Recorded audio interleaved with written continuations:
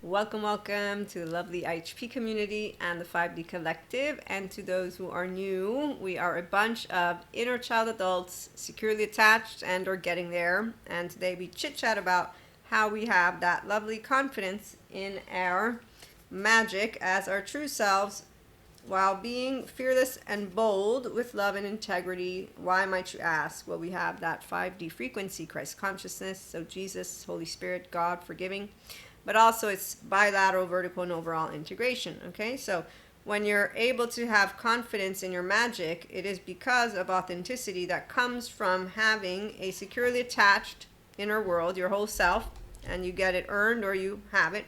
Then you also are anchored in ventral attachment trauma informed, in addition to being a 5D mystic, content creator, and podcast host. So you write me if you want one-to-one mentorship. You sign up for our lovely future masterclass and the future spirituality workshops and retreats.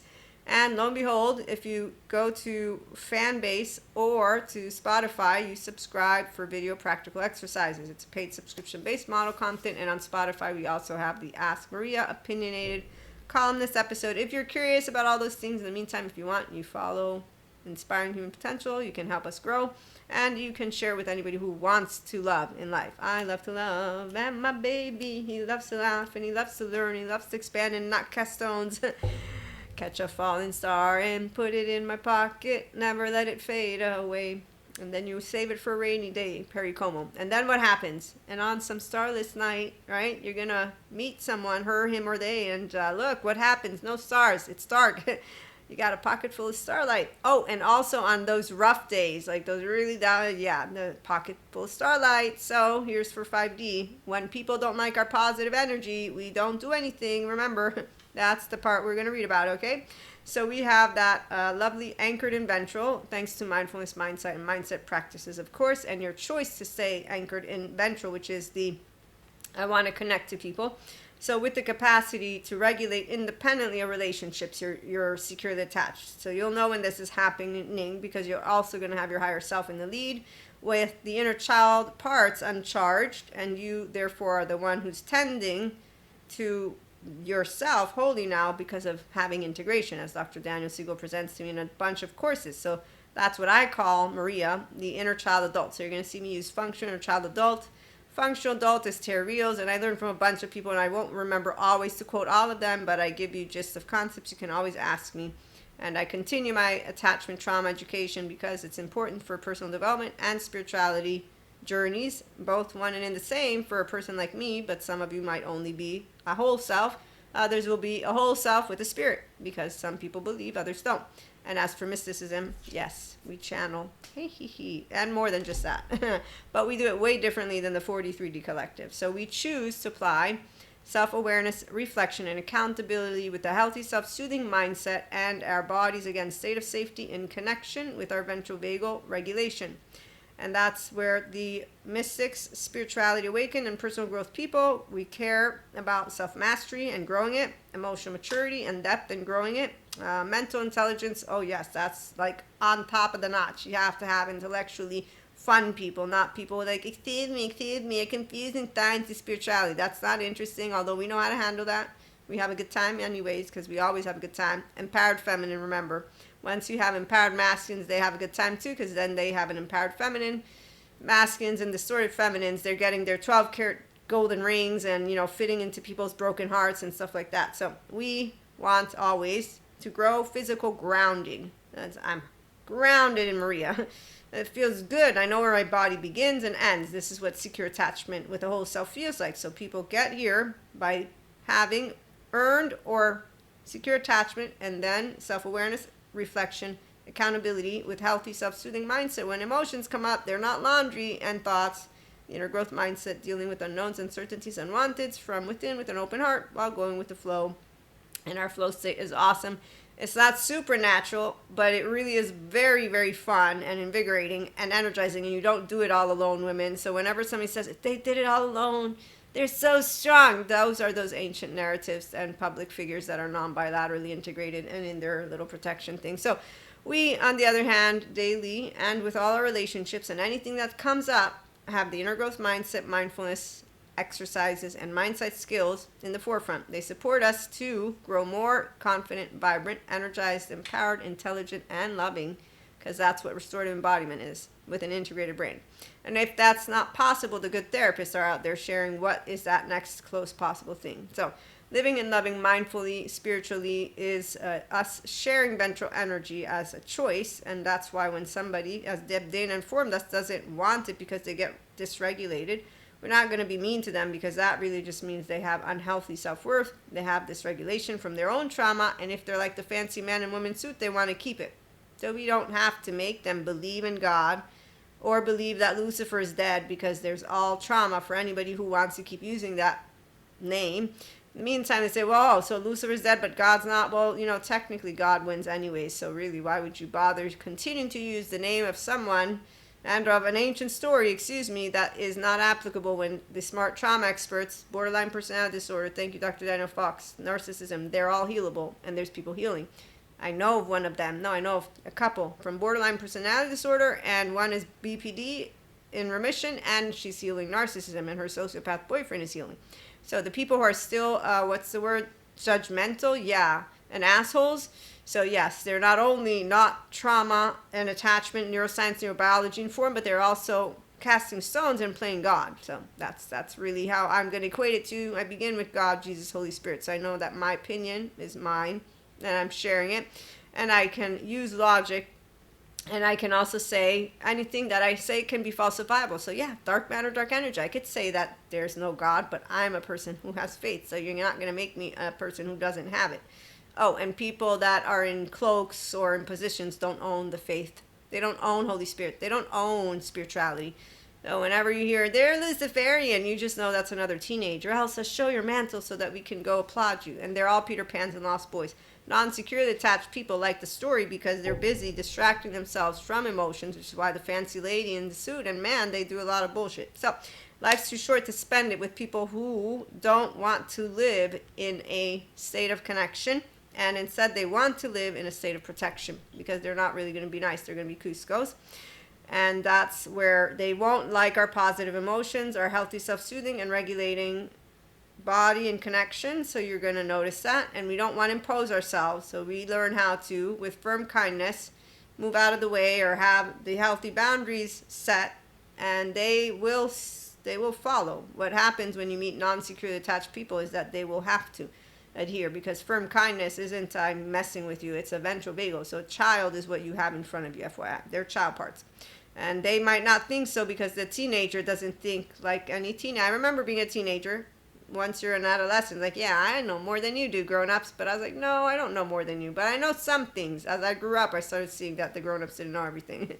So there's a bountiful, again, of mystics and spiritual and science people who don't take healing trauma charges, adaptive child parts, or maladaptive patterns of behaviors seriously. This is very unfortunate, but they dismiss going to therapy. They dismiss the experts' findings on integration, mental health, and restorative embodiment for ancient narratives like the Lucifer thing.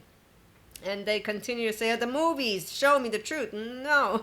So those public figures that are continuing stories, it's, again, they're out there for the ones who do not want to get inner secure attachment. So they don't want ventral energy. They don't have to have it.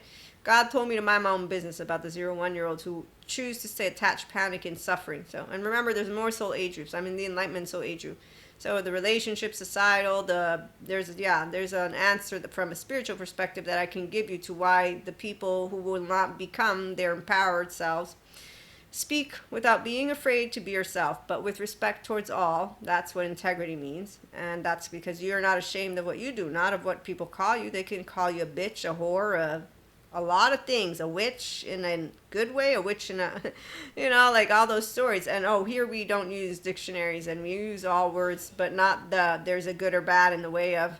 The good is a person who has integrity and knows firm kindness. The bad are ignorant human beings who are reactive and using a 3-year-old, but are they really bad when they're having a hissy fit and fissy fit and their first 3 years are implicit memory? And they say, find it hard to believe, so they don't actively going to get it healed seriously. So when they bring out that they're re-traumatizing each other, they're following people who allow it to happen. This is the point. And that there's a bunch of people that want to stay that way. So it's a low frequency, 3D, 4D. They're going to say, what they've been saying, which is, how dare they tell us to be compassionate and love in ourselves, and how dare they take your emotions away from you. It's not inherently healthy or enlightenment to be non-reactive. That's dangerous. No, not really. I have plenty of emotions and use stress. It's not very great for your body that you got these stress, but hey, I'm going to leave it alone. So we leave those who opt out of taking healing trauma completely seriously alone. We leave alone those who do not want to hear the in-depth findings of all the smart experts, scientists, mental health people who are informing us of the good news. How we all can get out of shame and hell in the body, mind, brain, heart, and self that comes from self-loathing and gut wrench and torn apart, that leads people to go and have sex and not have fun, drink and not have fun, do drugs and not have fun. I don't do drugs personally, but bodies that are whole, I'm sure they could, if, again, it's bad for you, but I'm just saying, if you're whole and conscious, you're like, okay, this is going to put holes in my brain. Do I really want to do this? I think I don't. So you can get out of all of that and into a whole self and have heaven in the body, thanks to taking care of that which comes up, which is from muscles, bones, and tissues. Thank you, Peter Levine. Sensations, images, affects, meanings, behavior. Thank you again, Peter Levine, and behaviors.